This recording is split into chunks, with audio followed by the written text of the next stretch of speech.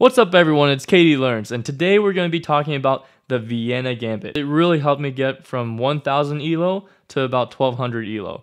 There were many games where my opponent would mess up as early as move 3. So if you want to know that you're going to have an advantage coming out of the opening as early as move 3, then watch the rest of this video.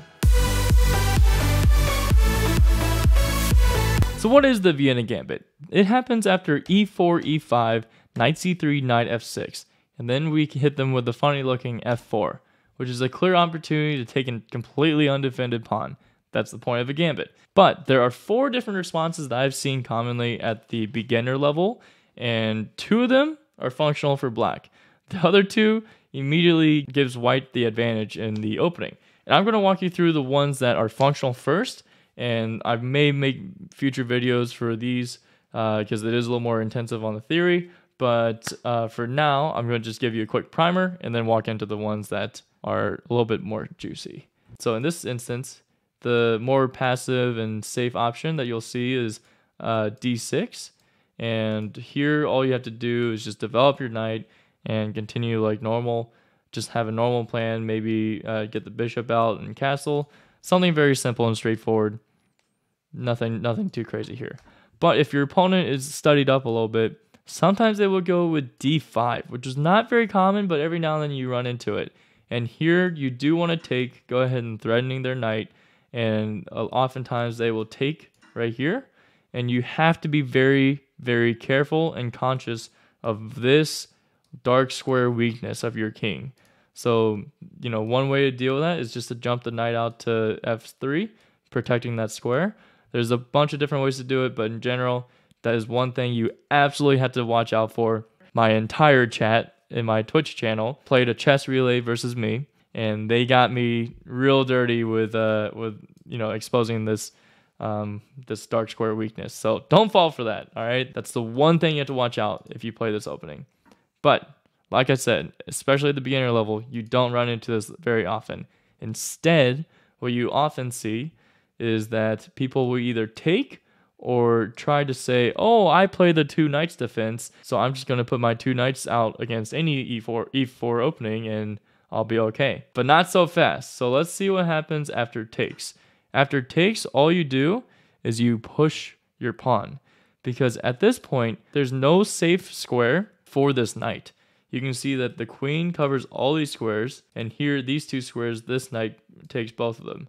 So the only place for this knight to go is backwards. And after the knight moves back, it's a very simple plan. You can just go knight f3, protecting this pawn, with ideas of pushing d4, taking this gambited pawn back. You're set. You're good to go. Sometimes you see your opponent try and do something funny by using some tactical defense, which means that instead of protecting this piece, they will prevent your pawn from capturing. And in this instance, you can simply play queen e2, unpinning this pawn, re-threatening this capture. And at this point, they are forced to go back. And like I said, you can continue on with your plan of building a big center and recapturing this pawn. And the other opening choice that I mentioned before is if black thinks that they can play the 2 knights defense against the Vienna Gambit, they can think again, because they're going to get hit with this dynamite right here. You take their pawn, and they're going to think, mission successful, I defended my pawn, and now we just exchange 1 pawn, no trouble. That is just false. You will push d4, threatening this knight, and similar to when they accept the gambit, and this knight has nowhere to go, this knight really doesn't have many places to go either.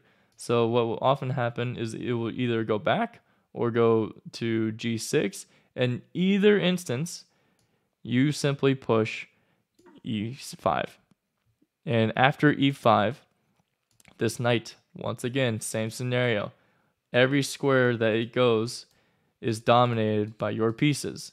So it has to go back, and you just simply develop your knight, and you have a huge center, and you're leading in development. You have dark square bishop able to come out, and it is just a good position to be in. So definitely be on the lookout for people that think that they can play 2 knights defense against anything, and look for this to punish them. And now we get to go into the sample game where I played my buddy, and out of those 4 responses, he chose one of those 2 that were not good for black.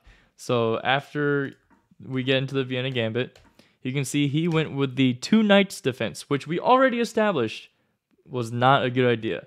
So after takes, I did play d4. He moved his knight to c6, and I simply pushed my pawn forward, and he realized, oops, everything is dominated, so the knight went back to the back rank. And I simply said, I will take my massive center and my lead in development, just like normal. And after a few more moves, you can see that traded 1 pawn, and I could see that a few things were coming. I was going to go ahead and play and pin this knight, try and castle, and pin something here. So now we have 2 pinned pieces and a queen that is trying to go 1 versus an army. You can see here that this is really just a fake threat, not really going to take because it's defended by the knight here. And spoiler, 1 versus an army is not a good strategy in chess. You need piece coordination, and that is what you're about to see over here for white. And I saw that this was a double pinned fork.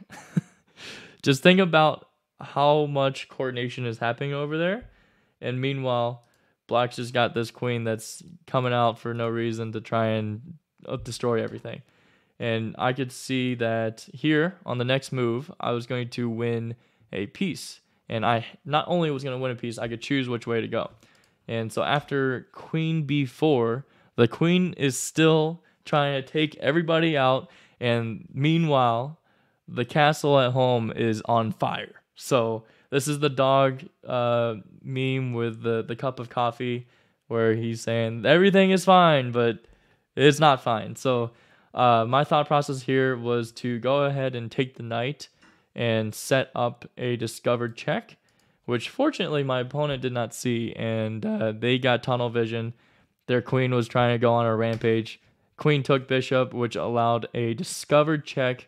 C takes b7, and from there, my buddy resigned, because at this point he realized my king is in check and my rook is going to be lost with 2 white queens on the board, and it was just simply going to be too much to overcome. That is how I used the Vienna Gambit to beat one of my friends, but also this is something that was somewhat typical at the beginner level. My buddy is rated 999, so basically prime beginner level where they think that 2 knights is an acceptable response to any opening. So this is how you take advantage of that.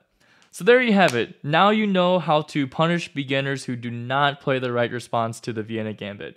And if you want to delve into the other lines, there are plenty of resources out there. I will probably publish something in the future. If I do, it will be linked right there.